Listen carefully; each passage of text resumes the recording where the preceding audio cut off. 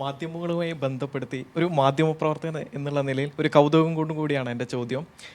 അങ്ങ് പദവി ഏറ്റെടുത്ത ശേഷം മലയാള മനോരമ ബാനർ ഹെഡ് കൊടുത്തത് ക്യാപ്റ്റൻ ബേബി എന്നാണ്. മാതൃഭൂമി കൊടുത്തത് ഇനി ബേബിസം എന്നാണ്. അതേസമയം മാതൃഭൂമി ഒരു പോക്കറ്റ് കാർട്ടൂൺ കൊടുത്തു, ഗോപികൃഷ്ണൻ്റെ കാകദൃഷ്ടി. അതിനകത്ത് ഗോവിന്ദൻ മാഷയും അങ്ങയും കൂടിയും ചേർത്ത് വെച്ച് ചിത്രം വരച്ചിട്ട് പറയുന്നു ഇനി ഡബിൾ എൻജിൻ ഭൗതികത ആണ്. ഇത് ഒറ്റ നോട്ടത്തിൽ ഒരു നിഷ്കളങ്കം എന്ന് തോന്നുമെങ്കിലും അങ്ങനെയല്ല.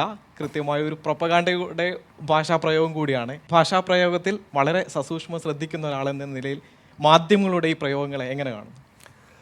മാധ്യമങ്ങളുടെ പ്രയോഗങ്ങളെല്ലാം അവർ വളരെ നന്നായിട്ട് ആലോചിച്ച് ചില പ്രത്യേക ലക്ഷ്യങ്ങൾ വെച്ചുകൊണ്ട് തന്നെയാണ്.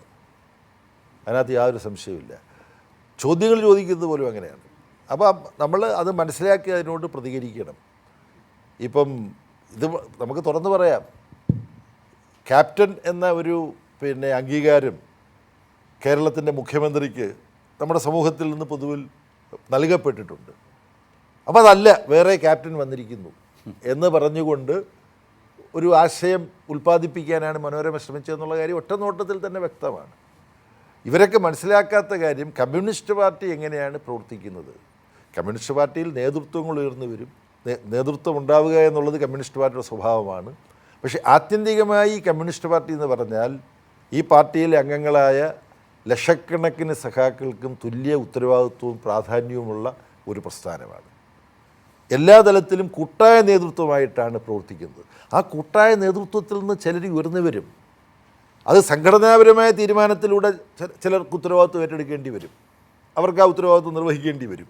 പക്ഷേ ദീർഘകാലത്തെ പ്രവർത്തനത്തിലൂടെ പൊതുസമൂഹത്തിൻ്റെ അംഗീകാരത്തോടുകൂടി ചില നേതൃത്വ സ്ഥാനങ്ങളും ഒക്കെ ഉയർന്നു വരും.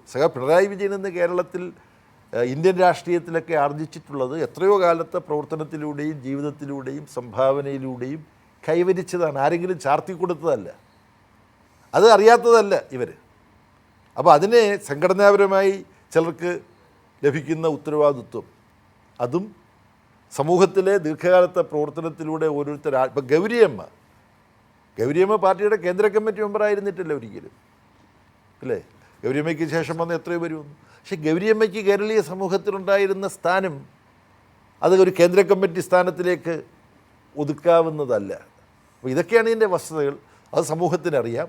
പക്ഷേ സമൂഹത്തിനറിയാവുന്ന ഇത്തരം കാര്യങ്ങളിൽ നിന്നും ശ്രദ്ധ വ്യതിചലിപ്പിക്കാൻ ചില മാധ്യമങ്ങൾ അവരുടെ അപാരമായ കൗശല ശേഷി കൊണ്ട് ഇത്തരത്തിലുള്ള ചില പ്രയോഗങ്ങൾ നടത്തും. പക്ഷെ അതൊന്നും പ്രാബല്യത്തിൽ വരാൻ പോകുന്നില്ല.